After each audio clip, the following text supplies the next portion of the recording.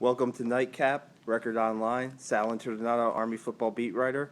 Columnist Kevin Gleason. Following Army's 50-25 win over Eastern Michigan, the Black Knights improved to 3-4. A really must-win for the Black Knights if they want to have any hopes at a bowl game. And wow, look what happened. Terry Baggett ran for a school record 304 yards today. He had 4 touchdowns. I mean, it's crazy if you think about the day Baggett had, because he only had 18 touches today, and he had 304 yards. He had a 96-yard touchdown, a 67-yard touchdown. Wow. Amazing performance by Baggett. But he, of course, up here in the press conference after the game, he credited everybody, just about everybody on the team for his day, So. Sure. And good point on his part, too, because one thing that we kind of forget sometimes is how well they blocked for him today. I mean, some of those holes were massive. I think I might have been able to even meander through 1 or 2 of those myself, but maybe not for 96 yards.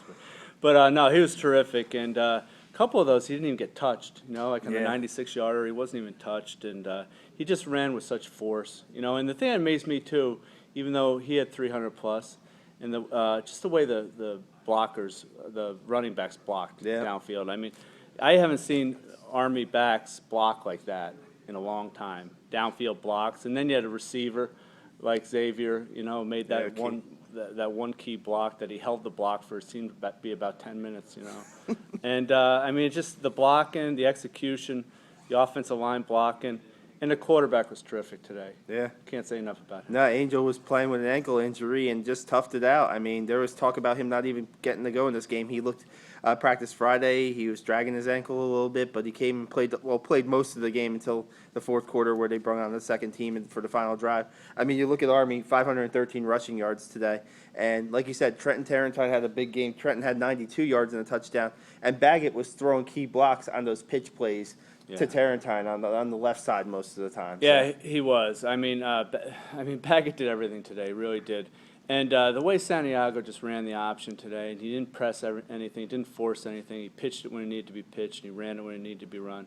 And also, after the start, after they seemed to really get be on their heels defensively, they settled down a little bit, and they played a little bit of defense in the second half too. I think we forget that Eastern Michigan was up in this game 15-7, 3:55 left in the first quarter. We forget, and they were driving down the field at will. Early on it looked like, geez, they're not going to stop this team, and it was bizarre how Eastern Michigan just went right down the field and scored.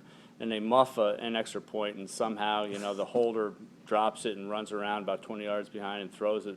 The tight end catches at the 2 and, staggers into the end zone for the 2-point conversion they get out of a muffed snap. So it's 8-0 right away, and you're like, geez, what's going to happen today? Is it going to be one of those days where Army, just really lays an egg? But no, Army really hung in there and really put forth a real great effort today. Coach Ellerson talked about a defining moment, a defining win. This might be part of it. This might be a good start for them to get on a roll. They have Temple next week. Temple's winless, and then they would travel to get a bye week and then travel to Air Force, who's won 1 game this year. I know it's a Service Academy game, and you could basically throw the records out the window in those games. But next week is another test for them against Temple. Temple's winless, but Temple's going to have athletes, and Temple's beat them year after year after year. So let's see if they can play consistently and bring it again next week. You know what they got? They got their season back today. They're staring at 2-5 today, or 3-4. And they got their season back. They got a little chance to do something now. And to me, if they were going to lose this game, the season was going to be reduced to a 2-game season against Navy and Air Force. Now all of a sudden, they're talking about maybe get a bowl bid. They can do some things now. If they lost today, they couldn't have done any of those things in my mind. Yeah, and now we'll talk about the defense a little bit. Like we said, after a little slow start, they got a few turnovers. Justin Trimble intercepted a pass. He said it was a diving interception. He said he made it look a little harder than it really was. But that kind of stopped momentum. And even though Army didn't score on that drive, they took the ball away from Eastern Michigan. And Eastern Michigan was in attack mode at that point. Absolutely. So, field position change over. And the thing that might be easy to forget is that Army, they're not turning the ball over. They're not putting the ball on the turf anymore. And that's the thing that, obviously has been their Achilles heel for 2 years now, really. And, they just minimize their mistakes, and they can run on just about anybody. I mean, they show that they can run on Stanford. You can run on Stanford, you can run on pretty much anybody.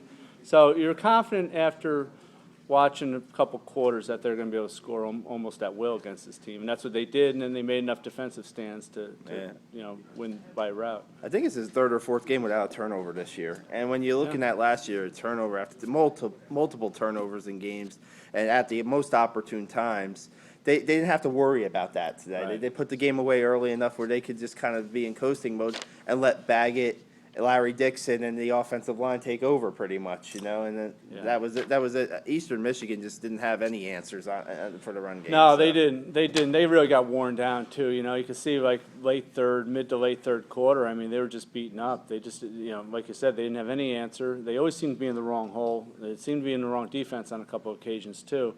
But Army burned them with that counter play. Baggett took that 96 and.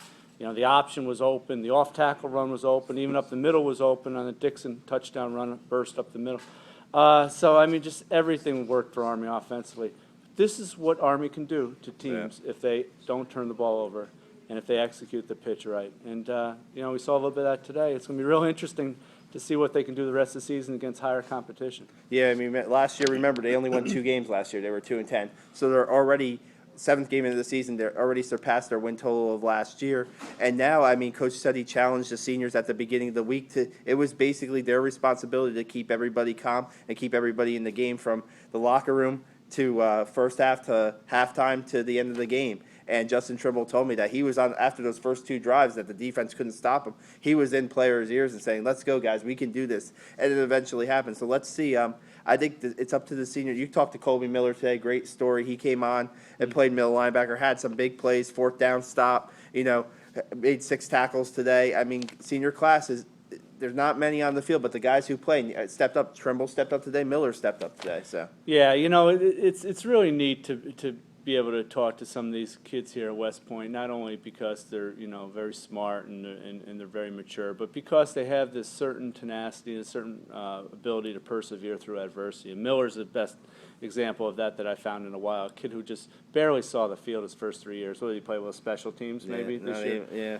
This year, and he had DNPs in the first 3 years, I believe. And kid, he's on the scout team. He was told by coaches before he even set foot on the field as a freshman that he might never see the field and that he might never wear the uniform, that he might just be out there for scout team.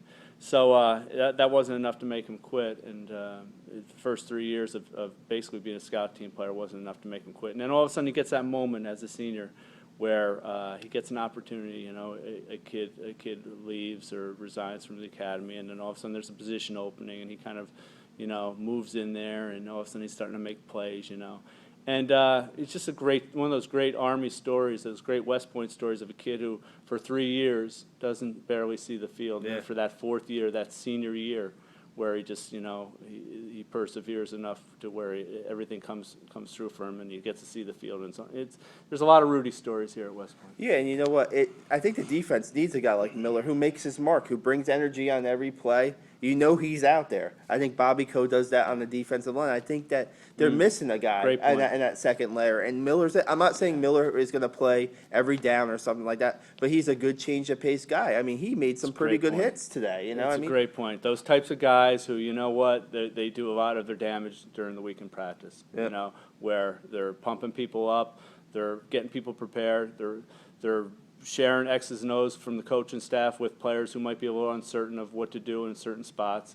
They might not have the best athletic ability or the best capacity to make plays, but they're going to do something to help their team. Yeah. And that's what, Coach alluded to that with a kid like Colby Miller, who just, he wasn't always on the field, but he was constantly mentoring other kids. And that's something special. Well, you listened to Larry Dixon talk about him in the press conference, and I heard everything that Larry was saying about how they admire him as a teammate.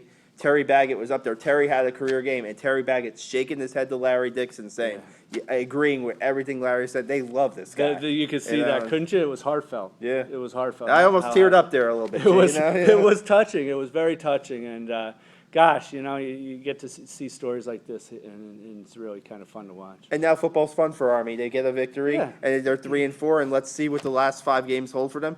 They have to stay, like we said, they have to stay playing consistent. They have to go to Temple with the same kind of effort, and their opportunities are still out there for the Black Knights for the rest of the season. Thanks for joining us on KnightCap. We'll see you at Temple.